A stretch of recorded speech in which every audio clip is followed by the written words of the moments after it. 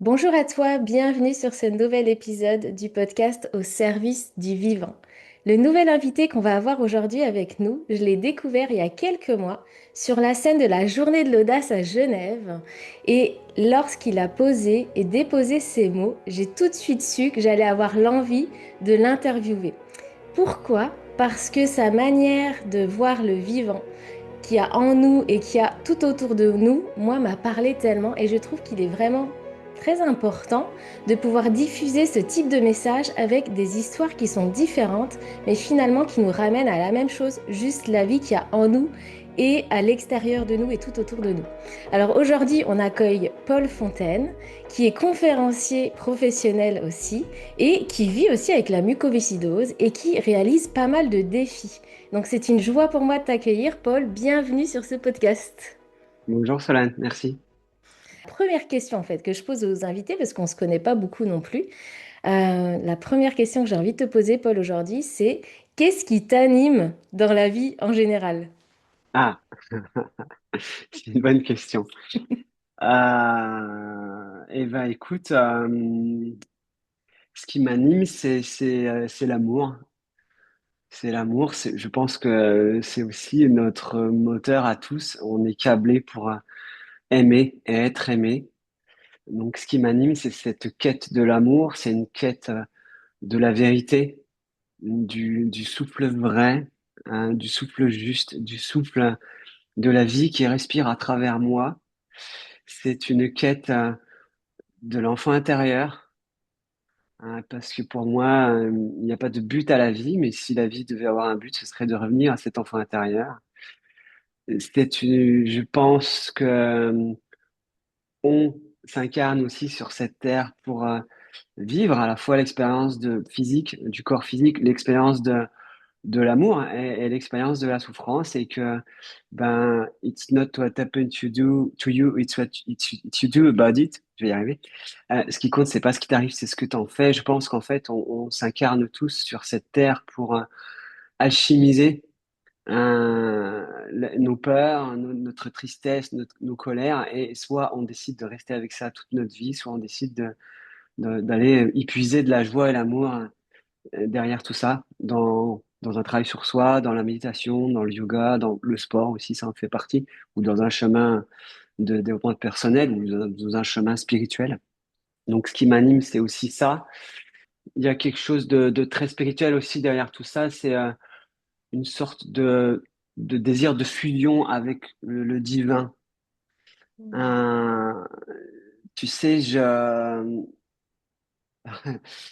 alors, au-delà de ma présentation, de ce que je vis avec la maladie et la mucoviscidose depuis toutes ces années, parce que je suis né avec, bien évidemment. euh, En fait, j'en parle pas beaucoup, mais il y a 3 ans, enfin, moi, je suis célibataire depuis 3 ans déjà, puisque en fait, mon ex, que j'aimais énormément de tout mon cœur, elle m'a quitté 2 mois avant le mariage. On avait la robe, le costume, le domaine, les alliances, les invités. Ça a été très, très dur pour moi depuis 3 ans.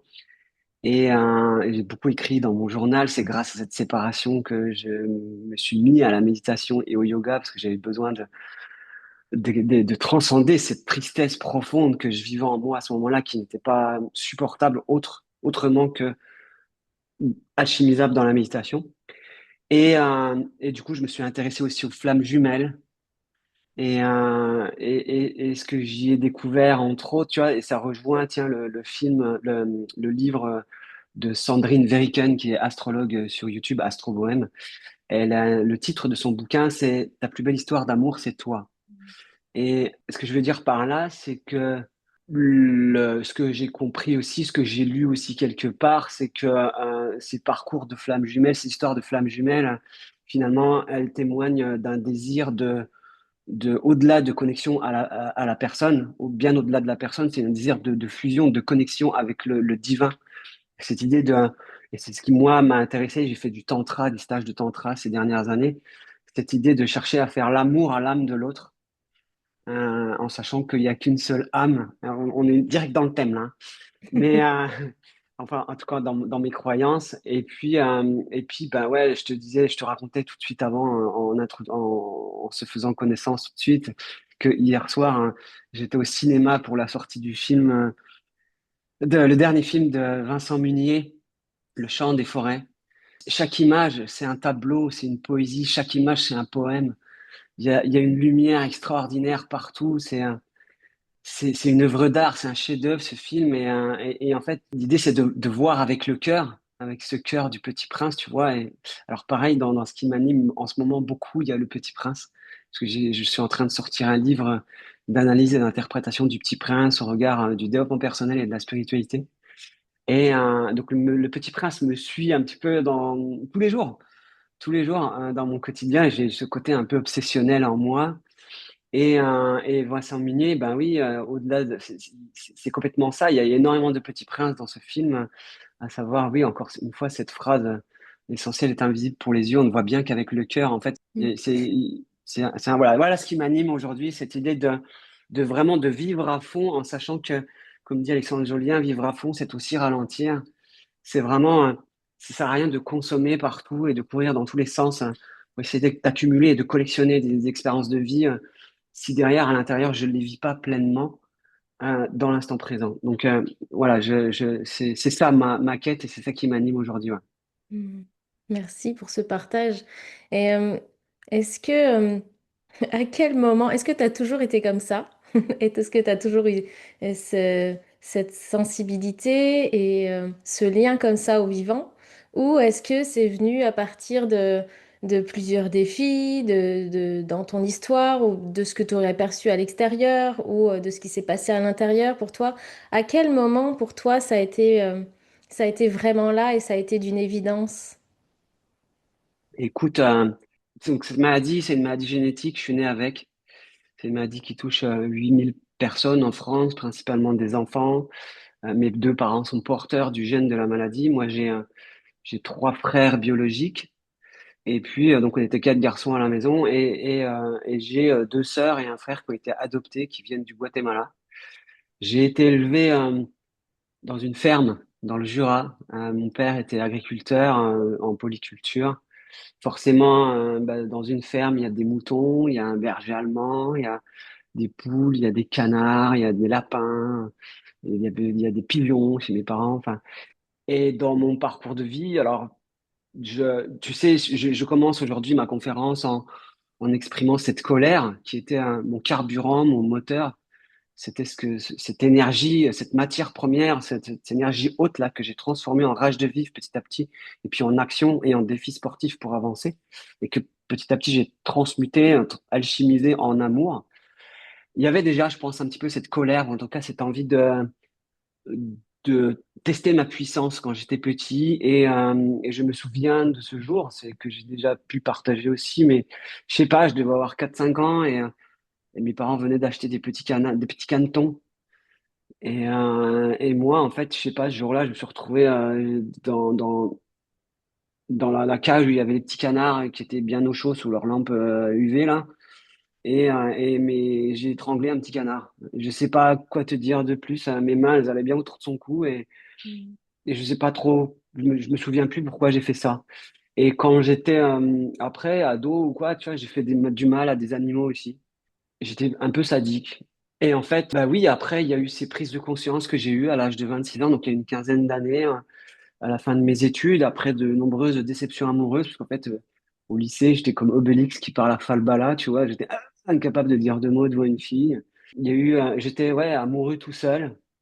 Je sais pas s'il y en a qui connaissent ce genre de situation. Et puis, du coup, bah ouais, quand une fille me regardait, ça y est, c'était waouh, on va se marier. Je partais dans des films incroyables, c'était Hollywood dans ma tête. Et du coup, forcément, je vivais énormément de déceptions amoureuses. D'autant qu'en fait, je faisais semblant, je portais un masque en société et je faisais semblant de plein de choses. Je montrais une image de moi qui était tout là-haut, avec mes habits de marque et mes pectoraux parce que je faisais des pompes, puis de la muscu. Et alors qu'en réalité, bah, quand j'étais sous perfusion chez moi, j'étais là à ras et pâquerettes, quoi. Et donc, en fait, il y a un élastique qui a fini par péter parce que je pouvais plus maintenir cette image là-haut alors qu'en réalité, j'en étais là.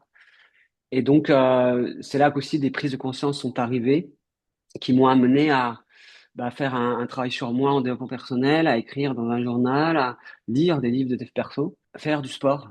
parce que le sport, justement, me permettait de tousser, cracher, expectorer, faire sortir tout le mucus infecté qu'il y avait dans mes poumons, puisque ça, c'est une conséquence de la maladie, un encombrement bronchique permanent et une diminution progressive de la capacité respiratoire.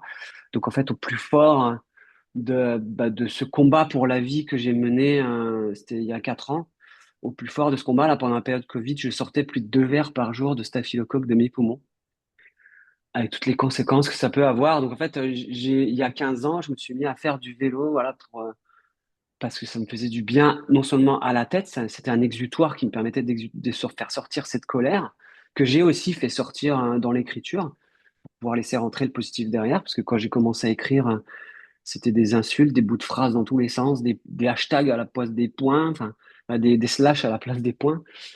C'était assez violent. Et d'ailleurs, tiens, j'ai conscience que une de mes forces, c'est de faire ça de manière naturelle, c'est de partir d'une croyance négative.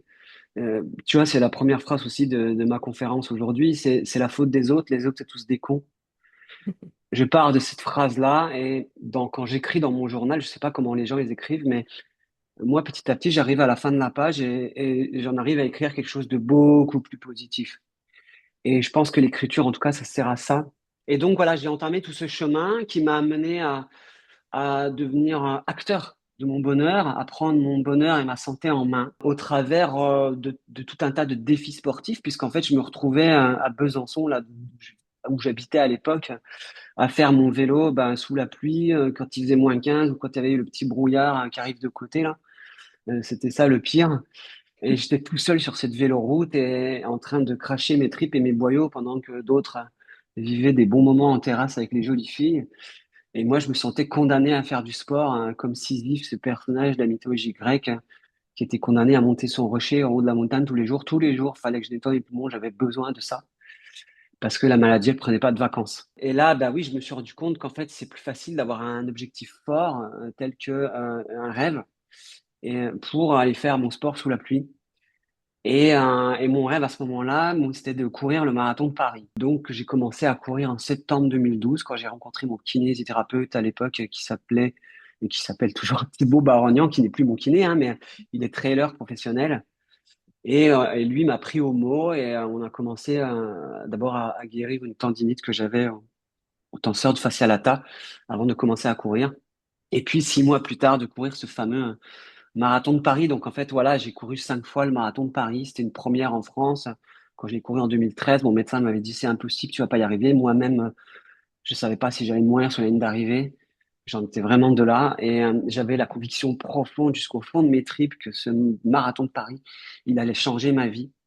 C'était du genre, il faut que je le fasse, tu vois. Et c'est aussi quelque chose que je partage, cette idée d'écouter son cœur, d'écouter aussi son corps. Et moi, mon corps, je sais pas si c'est le cas de tout le monde, mais il m'envoie beaucoup de messages, à savoir, je me dis que quand j'ai la chair de poule, quand j'ai une belle idée en tête qui me fout la chair de poule, que ça me fout les poils, quand ça me fait chialer parce que je me dis, putain, ce serait tellement beau si je faisais ça. Quand ça me prend aux tripes en mode, ah, putain, il faut que je le fasse, quoi. Si je le fais pas, je vais regretter. Eh ben, ce marathon de Paris, c'était ça. Et pour moi, ces moments-là, c'est ce moment où le corps, il sait aussi beaucoup de choses et là où il nous parle à chacun d'entre nous. Et quand on pleure comme ça, quand on a ces larmes-là, mais c'est le corps qui hurle à l'intérieur, c'est le cœur qui crie et qui dit, mais vas-y, fais-le, qu'est-ce que t'attends, quoi.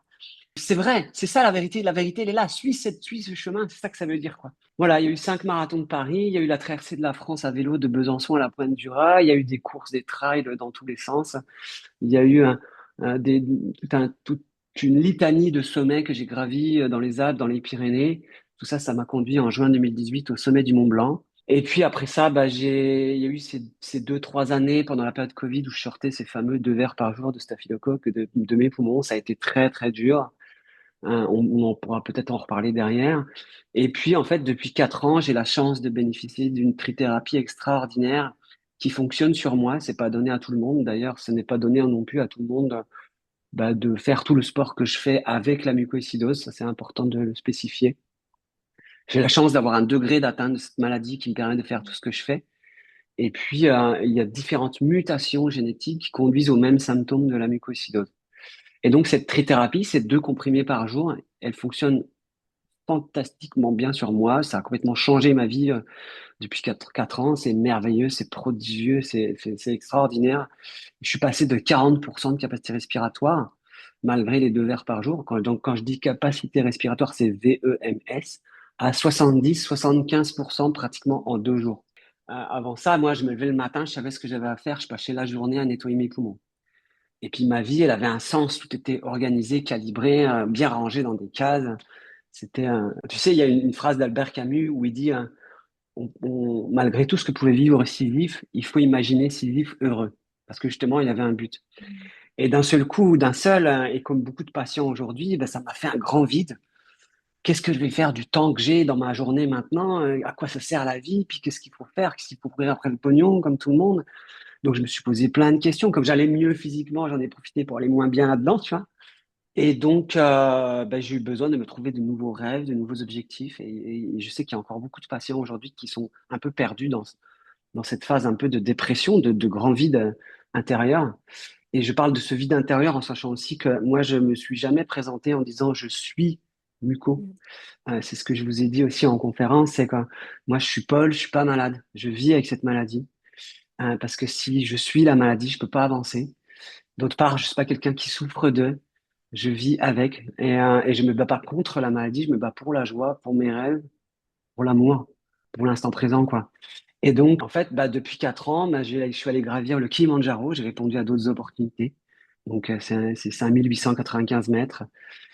J'ai traversé les Alpes à pied, 600 km, 40 000 mètres de dénivelé positif en 23 jours, à la recherche des fleurs. Et en fait, moi, ma seule motivation à traverser les Alpes à pied et à monter 2000 D plus par jour, hein, sous 30 degrés, c'est juste les fleurs. Des fois, j'étais en fond de vallée et je me disais, mais t'inquiète, il y aura des fleurs. Et ça suffisait, mais putain, j'en suis ému là d'en parler, mais ça suffisait pour moi à me faire monter en fait. J'ai fait pareil dans les Pyrénées, mais il n'y avait pas de fleurs, alors j'en ai eu marre. Et j'ai arrêté au bout de 20 jours à Saint-Lary-Soulan.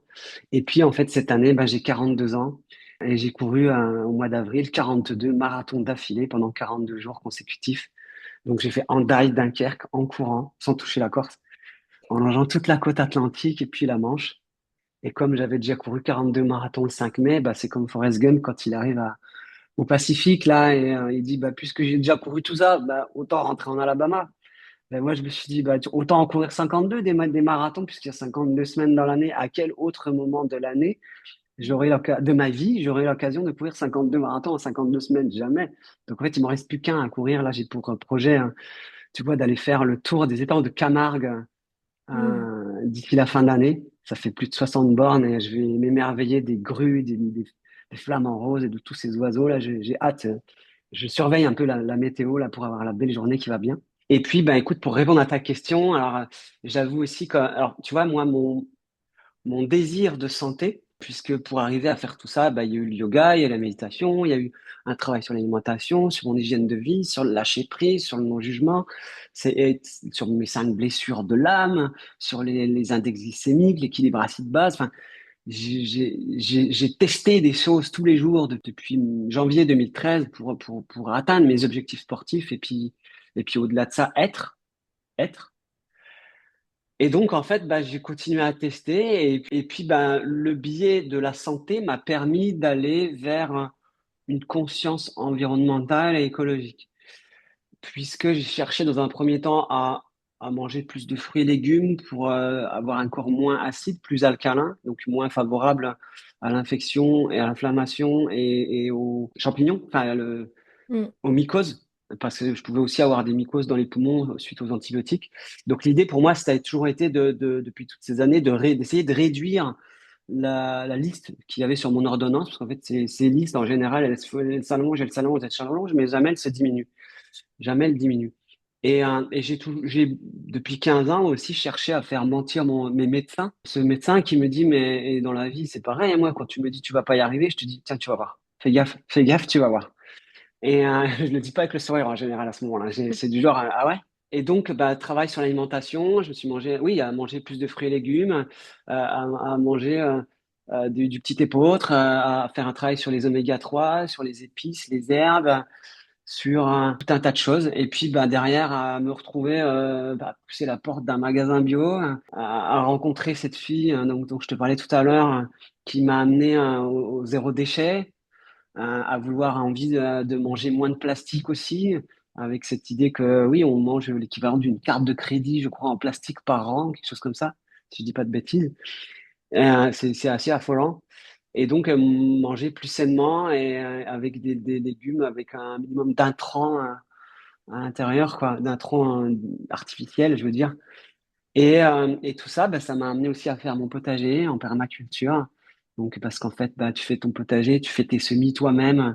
Il n'y a pas de plastique, il n'y a pas de transport. Ça fait gîte et le couvert pour les animaux, pour la nature. Ça montre l'exemple, ça fait du bien. Ça coûte moins cher que les magasins bio. Et puis derrière, il y a eu cet amour, ouais, de la lumière, d'un mot que je cultive beaucoup aujourd'hui et que j'ai vu hier dans ce film hier soir, Komorebi.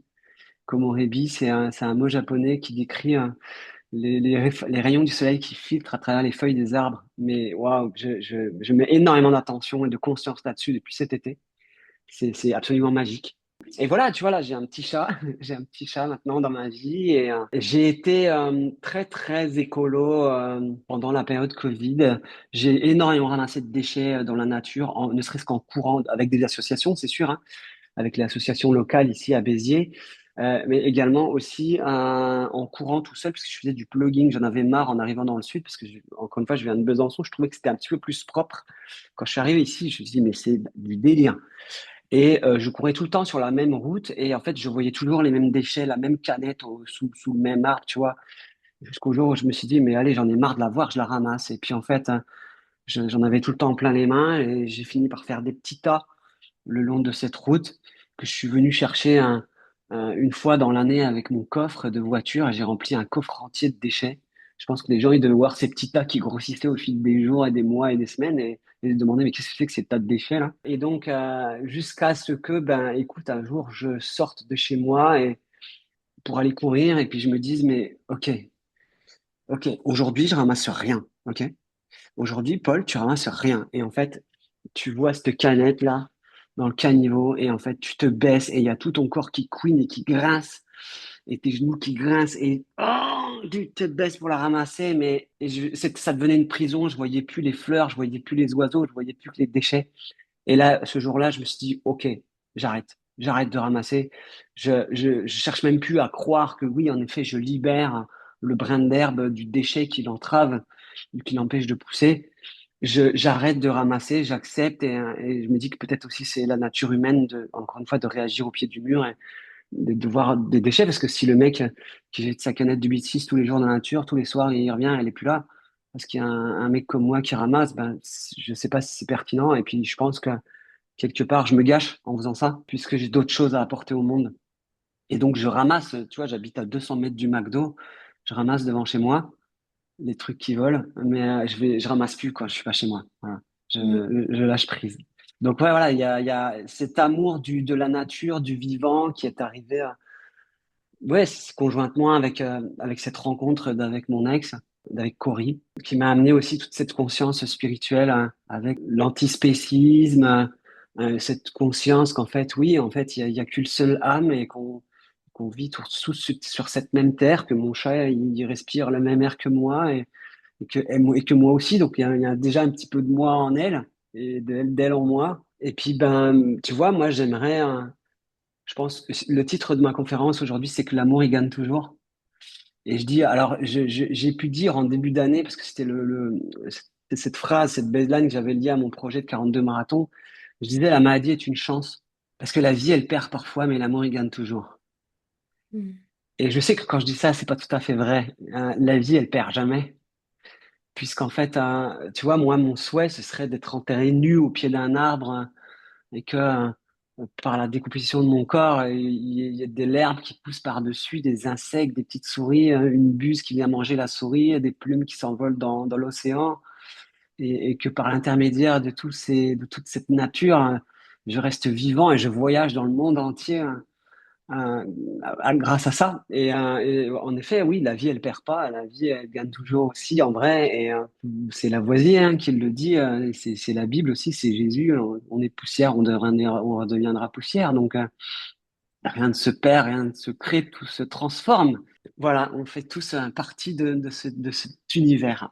Moi, ce que j'entends beaucoup aussi au tout début de quand tu as commencé à poser les mots, c'est que la colère, elle a été un énorme moteur pour déposer pas mal de choses et pour accéder, en tout cas, c'est ce que j'entends, c'est juste avec mes mots. Donc tu me dis si c'est juste ou pas, mais qu'elle a été quand même un sacré moteur pour t'ouvrir à tout ça finalement. Et que derrière, le fait de prendre soin du vivant en toi, bah, de ce qui te maintient en vie aussi, et petit à petit en fait de ce qui te permet de réaliser tous ces défis, parce qu'il y en a eu énormément en fait de ce que tu dis, ça permet derrière de s'ouvrir. Au vivant du coup qui t'entoure, de prendre soin de lui, d'être plus dans l'écologie, de tout ça en fait dans cet écosystème. Et en même temps, ce que j'entends derrière à la fin, c'est que des fois on va s'enfermer dans une vision. Quand tu me dis, bah, à un moment donné, j'étais tellement dans les déchets que je voyais plus les fleurs autour. Et en fait, ça nous arrive tellement des fois d'avoir une conviction qui est bonne, en soi, qui est bonne. Tout est bon à la base et dans laquelle on peut vraiment s'emprisonner tout seul comme des grands et se couper de ce qui nous fait vibrer et nous anime en fait au quotidien. Et je trouve que dans ce que tu partages, la prise de conscience, la prise de recul et la manière dont tu vois les choses, la maladie, puis ces défis-là finalement, et ce langage, moi je l'appelle le langage intégré, tu vois, le fait de parler, de dire, bah, je suis Paul, en fait, je suis pas malade, moi je suis Paul, ou je suis Solène, ou qui que ce soit, t'es toi qui nous regarde, et c'est tout, t'es juste toi à la base, tu vois. Eh bien, ça nous amène encore un autre point de vue mais en effet, de sortir de cette cage qu'on s'est mis tout seul dedans, des fois, ça peut vraiment être quelque chose de hyper challengeant, hyper dur. Des fois, on va y rester parce que on le connaît et c'est plutôt, entre guillemets, c'est peut-être pas confortable, mais on la connaît. On l'a créée de Mm, toutes pièces, cette cage, tout seul, comme des grands. mm, mm. Mm. Waouh, j'aurais tant de choses à dire encore. Hein. Ouais, ça me fait penser à la servitude volontaire de la BOC, de la BOC. C'est quelque chose aussi que j'ai vécu il y a quelques années. C'est cet équilibre à trouver en tant qu'humain, avec ce désir de conscience et d'harmonie avec la nature, euh, cette conscience écologique.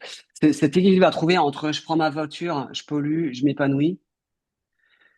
Et je prends pas ma voiture, ok, je pollue pas, mais je me replie sur moi-même, je me flétris, je deviens aigri et tout frustré.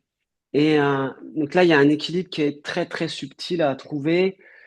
Et finalement, je m'en suis aussi libéré un peu au moment où j'ai commencé à parler d'amour en conférence, parce que moi, ayant vécu ce que j'ai vécu, je pouvais plus à un moment donné seulement parler de résilience à des entreprises et pour en quelque sorte les aider à faire plus de chiffre d'affaires. J'ai eu besoin de parler d'amour. Je pouvais pas ouvrir la bouche si c'est pour parler d'autre chose que d'amour, en fait. Dans ce monde dans lequel on vit, la terre qui part en sucette de partout, la nature, l'humain avec deux guerres aux portes de l'Europe, je me dis, mais on peut pas parler d'autre chose, c'est pas possible. Et donc, quand j'ai commencé à parler d'amour en conférence, je me suis dit, ben, tant pis, je prends ma voiture. C'est pas grave. Je fais un boulot qui va au-delà du simple bilan carbone, qui va faire que je vais prendre ma voiture entre Montpellier et Béziers ou Nîmes et Béziers. Et après, ça fera jamais de moi un connard et quelqu'un d'irrespectueux. Et je chercherai toujours à privilégier les transports en commun ou Blablacar ou chez ou le covoiturage pour voyager. Donc, voilà, je me suis accordé un peu de lâcher prise et un peu de douceur dans tout ça à ce moment-là. Mais c'est vrai que ça peut devenir une prison, en effet. Et je pense que moi, tu vois, j'ai décidé de laisser la colère aux autres. Mm. La colère, il y a suffisamment de gens en colère sur cette terre. Il y a suffisamment d'humains et de personnes qui se pensent en mission. Je pense que être un écolo aigri, tout frustré, c'est pas utile au monde. Ça rebute les gens. Ça envoie un contre-message. J'ai des personnes qui sont très très proches dans ma famille et qui sont très très en colère aussi. Et moi, ça me rebute plus qu'autre chose. En fait, j'ai pas envie d'aller savoir ce qu'il y a dans leur tête parce que ça, au secours, va des rétro satanas, quoi. Et, euh, et je pense qu'on en est là aussi et moi, alors moi, ce que j'ai compris aussi, c'est que mon, j'ai rien d'autre à faire sur cette terre. Y a pas, pour moi, il n'y a pas de mission de vie, en fait. Parce Mm. qu'une mission de vie, pour moi, elle vient de l'ego, elle vient du mental. Je crois que si je devais avoir une mission sur cette terre, c'est la mission que la vie a voulu pour moi. Et la vie, elle a juste voulu pour moi que je respire.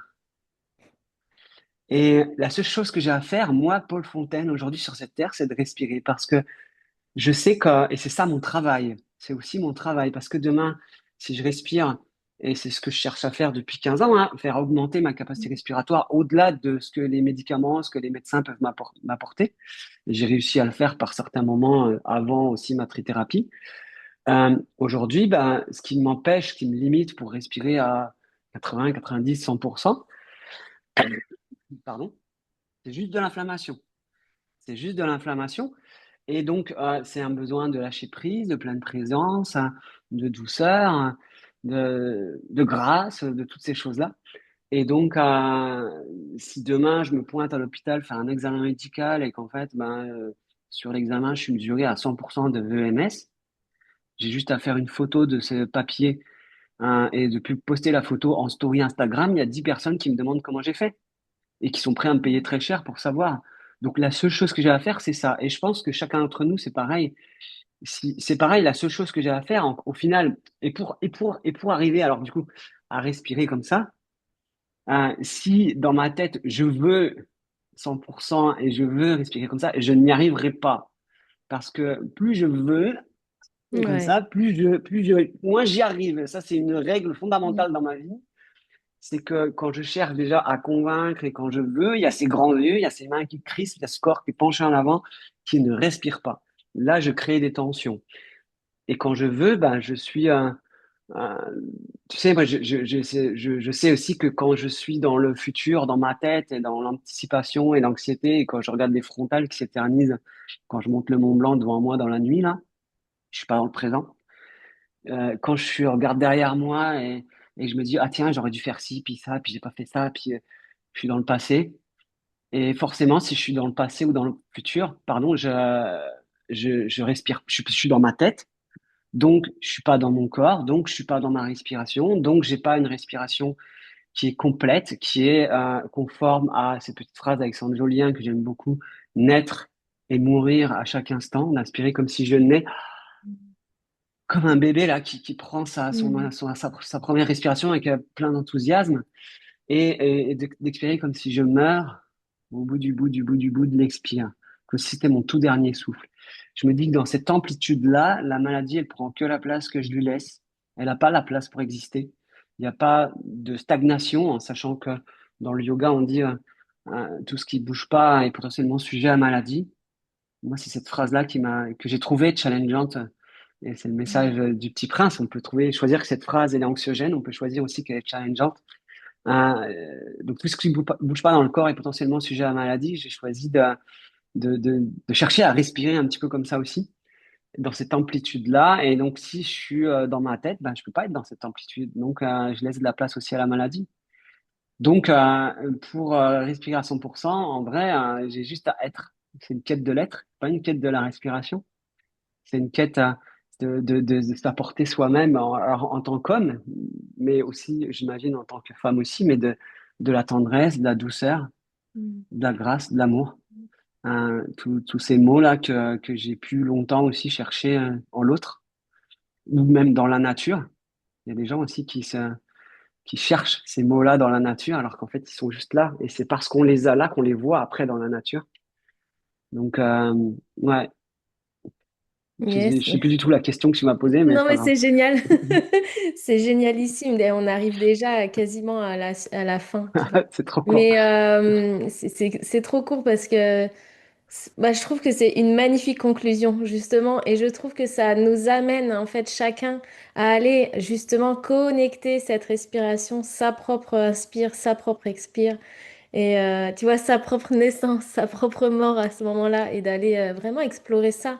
Et franchement. Franchement, je vous invite, même là, quand vous nous entendez, à prendre ce temps-là, d'aller juste déjà observer. Déjà observer ça, c'est un premier petit pas, tu vois. Mais Mm. merci, c'était... Ouais, ces derniers mots, ils ont été vraiment touchants. Merci à toi. Tu Mm. sais, plus je vais dans l'expire, plus je parviens à aller dans l'expire, euh, enfin, je veux dire, plus je débranche ma tête là qui veut respirer, et plus je laisse la vie respirer à travers moi, et plus je vois cette beauté de la nature, plus j'en prends conscience. Pour revenir un peu tu vois, à ce que tu me disais tout à l'heure, je rencontre aussi encore des gens qui sont en colère aujourd'hui, tu vois, et je vois que quand on est en colère, j'observe que on n'a pas conscience de ce qu'on dit, on n'est pas forcément relié à ce qu'on dit. Je veux dire, j'ai pas conscience de ce que je dis. Je passe à côté de choses essentielles dans des textes que tu peux lire. Je lis les choses de travers. Je prends des mots pour d'autres mots. J'entends de travers et je vois aussi la vie et la nature et aussi les personnes qui me regardent dans les yeux. Je les vois de travers en fait. Je vois pas avec le cœur. Et donc, plus je mets de l'amour en moi et plus ça me révèle. C'est comme un révélateur qui fait en sorte que tu vois la vie sous un autre monde et en même temps, et dans un sens, tu vois, on vit plus dans le même monde au bout d'un moment. Tu vois, l'autre jour, tiens, je vais finir là-dessus. C'est, tiens, encore Vincent Munier, Sylvain Tesson, La Panthère des Neiges. Dans ce film, Sylvain Tesson qui fait la voix off, il dit, si on n'a rien vu, c'est qu'on n'a pas su regarder.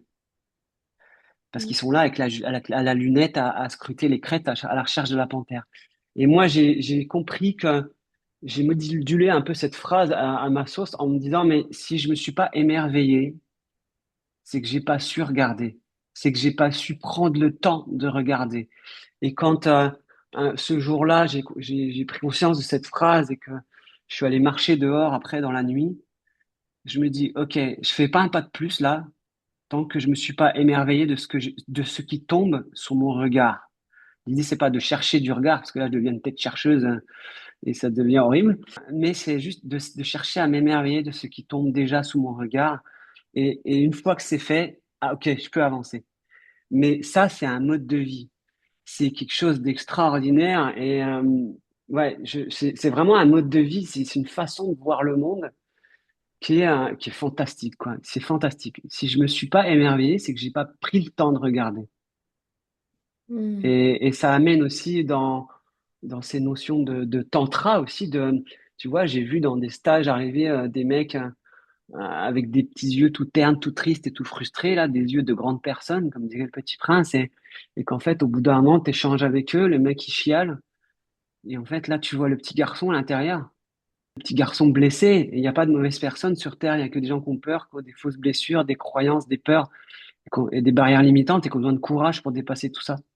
On a tous ce petit garçon, ce petit prince à l'intérieur. Et pour moi, être résilient, c'est pas simplement chercher à dépasser le choc ou le traumatisme qu'on a vécu et revenir à la grande personne qu'on était juste avant. C'est vraiment aller à retourner et revenir à cet enfant intérieur, à ce petit prince qui sommeille en chacun de nous. Voilà. Hmm, c'est parfait pour conclure. C'est Voilà. vraiment parfait. Et où est-ce qu'on peut te retrouver pour connecter avec toi? Parce que je pense qu'il y a pas mal de personnes qui pourraient être intéressées pour aller voir plus loin de tout ce que tu peux nous partager. Où est-ce qu'on peut te retrouver? Je mettrai les liens en bas, mais... Eh ben, écoute, je m'appelle Paul Fontaine, comme La Fontaine. Et puis, ben, écoute, on peut me retrouver sur Instagram, Facebook, LinkedIn. J'ai des vidéos de conférences aussi sur YouTube. Et puis, ben, si les gens ils ont envie de bosser avec moi en coaching, ils peuvent. Moi, ce que je vends, c'est la flamme qu'il y a dans mon regard, c'est cette joie. En sachant que, une petite phrase que j'ai découvert il y a peu, mais la joie, c'est la lumière de l'amour de soi, pour moi. Donc c'est ce que je propose, c'est un travail sur l'amour de soi. Et puis bah écoute, si les gens aussi ont envie de venir me faire venir en conférence dans leur entreprise ou ailleurs, hein, c'est tout à fait possible aussi, j'en serais ravi. Voilà. Hmm, Paul merci. Fontaine. Merci pour cet instant ensemble. N'hésitez pas à réagir, à voir comment ça vous a parlé, comment ça a résonné à l'intérieur de vous, à partager cet épisode autour de vous, que ce soit sur YouTube ou sur la chaîne du podcast. Et puis, on se retrouvera pour un autre épisode le mois prochain. Merci, Paul, pour cet instant partagé ensemble autour de ce sujet, autour de ce vivant. Merci à toi. Merci du fond du cœur, Solène. Est-ce que tu connais Kelly Aura? Elle a une Oui, bien chanson sûr. qui Oui, s'intitule À la rencontre du vivant. oui. Et si les gens veulent aussi, à la fin de ce podcast, aller écouter cette chanson sur n'importe quel support, elle est exceptionnelle. Juste fermer les yeux et se laisser emporter par la musique. On pourra la mettre en lien d'ailleurs, en dessous, Mm, si vous mm. voulez. Grave. Ciao, ciao! Merci beaucoup, ciao ciao. Voilà, cet épisode vient de se terminer. Merci beaucoup pour ton écoute. J'ai vraiment aimé cette idée d'émerveillement, de souffle, de respiration. Si ça te parle, vas-y, expérimente-le encore plus au quotidien. Et anime-toi de ça finalement. Et des fois on se pose vraiment beaucoup de questions alors que juste de faire un pas après l'autre, ça suffit pour justement redécouvrir tout cet émerveillement qu'il y a autour de nous, en nous, et puis ce vivant là qui est bien là en fait, juste par le fait qu'on respire, tout simplement. C'était un bon rappel de Paul. Alors si ça t'a parlé, n'hésite pas à le partager autour de toi. C'est aussi avec ça que ce podcast existe, vit et surtout se diffuse et se partage parce que c'est une ressource gratuite et ça me fait plaisir aussi de savoir que ça peut parler à des personnes, à des amis, à tout un entourage en fait, à qui ça peut à certains moments peut-être soutenir des petites périodes de vie. Voilà, à tout bientôt pour le prochain épisode. Bye bye.